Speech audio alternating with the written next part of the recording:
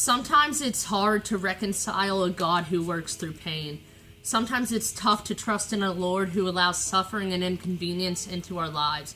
It'd be a whole lot easier to mindlessly promise myself that Jesus always wants to make life easy, but I don't think that's how he works.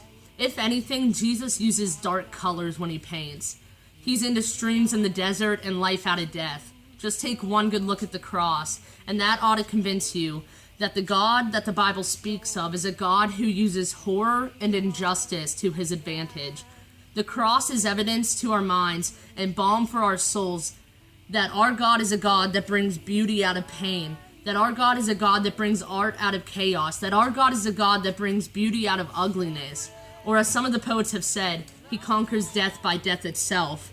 Our Redeemer beat death at its own game, and hope rises because of it. The good news is that God makes the broken whole. He takes the overlooked, the undervalued, the left out, the written off, the damaged and destroyed, and he does what only he can do. God loves to make the broken beautiful. Our God is a redeemer. It's who he is and it's what he does. He redeems, which, by the way, redeem means to make up for or to restore value and worth to. Jesus makes up for our lack of. He restores our value. By dying for us, he gives us a value that we could not have achieved otherwise on our own.